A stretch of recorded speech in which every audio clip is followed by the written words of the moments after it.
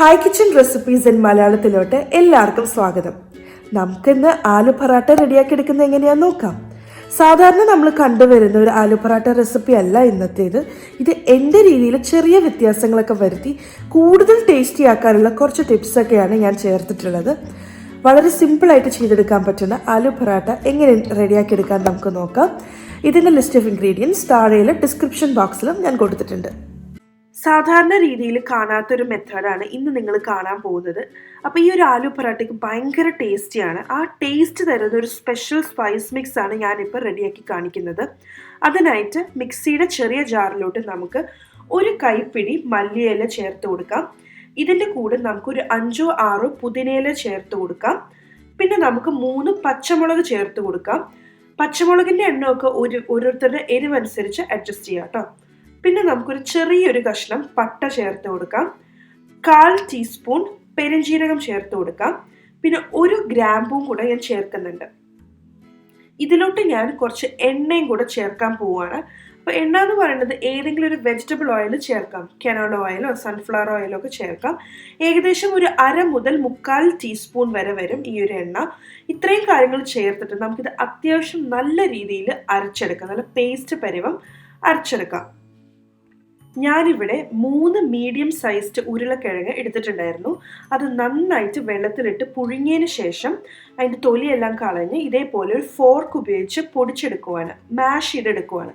അപ്പം നന്നായിട്ട് വേവിച്ചാൽ മാത്രമാണ്, അല്ലെങ്കിൽ നന്നായിട്ട് പുഴുങ്ങിയാൽ മാത്രമാണ് ഇതുപോലെ പെട്ടെന്ന് നമുക്ക് പൊടിച്ചെടുക്കാൻ പറ്റുള്ളൂ.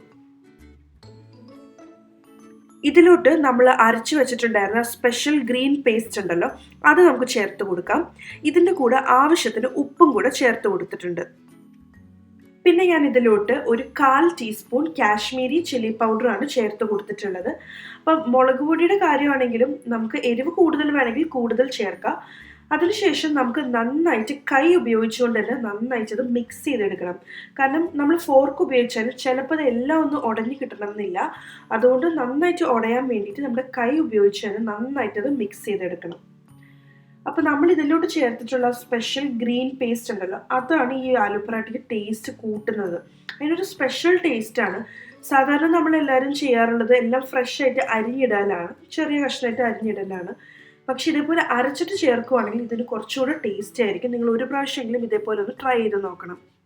ചപ്പാത്തി മാവ് കുഴച്ചത് നമ്മുടെ കയ്യിൽ ഉണ്ടാവുമല്ലോ, അപ്പോൾ അതിൽ നിന്ന് ഒരു ഉരുള എടുക്കാം.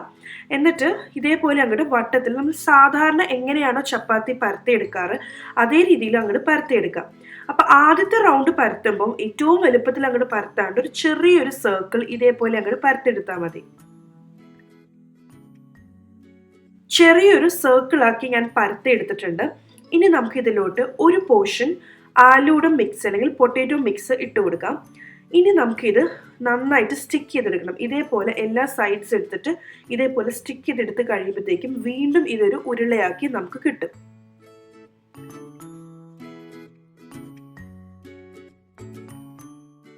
ഇനി നമുക്കിത് വീണ്ടും പരത്തിയെടുക്കാം.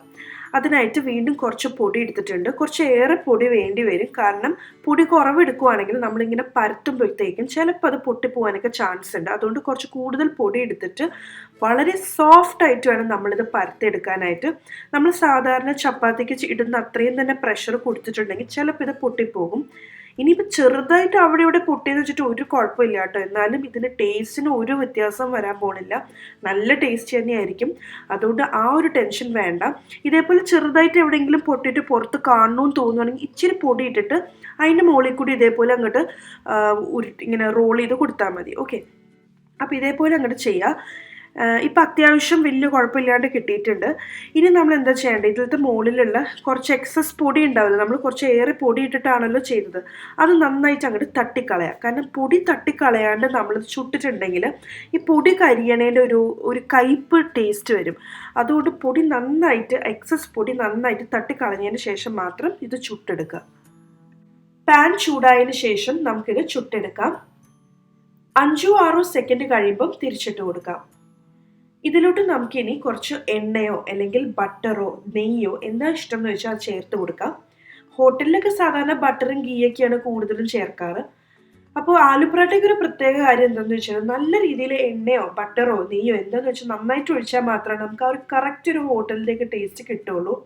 പക്ഷെ ഇന്ന് ഞാൻ കാണിച്ചിട്ടുള്ള ഈ ഒരു റെസിപ്പിയിൽ നമ്മൾ ആ ഗ്രീൻ പേസ്റ്റ് ചേർത്തിട്ടുള്ളതുകൊണ്ട് തന്നെ എണ്ണ കുറവ് ഉപയോഗിച്ചാലും നല്ല ടേസ്റ്റ് തന്നെയായിരിക്കും. ടേസ്റ്റിന് ഒരു വ്യത്യാസം വരാൻ പോകുന്നില്ല. പക്ഷെ കൂടുതൽ ടേസ്റ്റ് വേണമെങ്കിൽ ഇതിൻ്റെയൊക്കെ അളവ് കുറച്ചും കൂടെ കൂട്ടിയാൽ വളരെ നന്നായിരിക്കും കേട്ടോ. അപ്പം നിങ്ങളെല്ലാവരും ഇത് തീർച്ചയായിട്ടും ട്രൈ ചെയ്ത് നോക്കാം. നമുക്ക് ഒരു കറിയുടെയും ആവശ്യമില്ല, വെറുതെ അങ്ങോട്ട് കഴിക്കാം. ശരിക്കും സാധാരണ ആലു പൊറാട്ടയുടെ കൂടെ പുതിന ചട്നിയൊക്കെ സെർവ് ചെയ്യാറുണ്ട്. അപ്പോൾ പുതിന ചട്നിയും കൂടെ വേണ്ട, കാരണം നമ്മളിതൊക്കെ അരച്ച് ചേർക്കുന്നതുകൊണ്ട് അതിൻ്റെയും കൂടെ ആവശ്യമില്ല. നല്ല സിമ്പിൾ ഈസി ടേസ്റ്റി റെസിപ്പിയാണ്. നിങ്ങളെല്ലാവരും ഇത് തീർച്ചയായിട്ടും ട്രൈ ചെയ്ത് നോക്കണം. നിങ്ങൾക്ക് ഈ റെസിപ്പി ഇഷ്ടപ്പെട്ടിട്ടുണ്ടെങ്കിൽ എൻ്റെ ചാനൽ പുതുതായിട്ടാണ് നിങ്ങൾ വരുന്നതെങ്കിൽ താഴെയുള്ള red colour subscribe button click ചെയ്യാൻ മറക്കരുത്. അതിൻ്റെ തൊട്ടടുത്ത് തന്നെ ചെറിയൊരു ബെൽ ഐക്കൺ ഉണ്ട്, അതും കൂടെ ക്ലിക്ക് ചെയ്താൽ മാത്രമായിരിക്കും ഞാൻ എപ്പോൾ ഒരു പുതിയ വീഡിയോ അപ്ലോഡ് ചെയ്യുമ്പോൾ നിങ്ങൾക്ക് നോട്ടിഫിക്കേഷൻ കിട്ടും. ആ വീഡിയോ അത് ക്ലിക്ക് ചെയ്യുമ്പോഴത്തേക്കും അതിൻ്റെ തൊട്ടടുത്ത് തന്നെ ഒരു ബോക്സ് വരും, അതിൽ ഓൾ എന്ന ഓപ്ഷൻ ക്ലിക്ക് ചെയ്യാനും മറക്കരുത്. പിന്നെ നിങ്ങൾക്ക് എൻ്റെ വീഡിയോസ് എല്ലാം ഇഷ്ടപ്പെട്ടിട്ടുണ്ടെങ്കിൽ തീർച്ചയായിട്ടും ലൈക്ക് ചെയ്യാനും ഷെയർ ചെയ്യാനും മറക്കരുത്. Thank you so much for watching. Bye.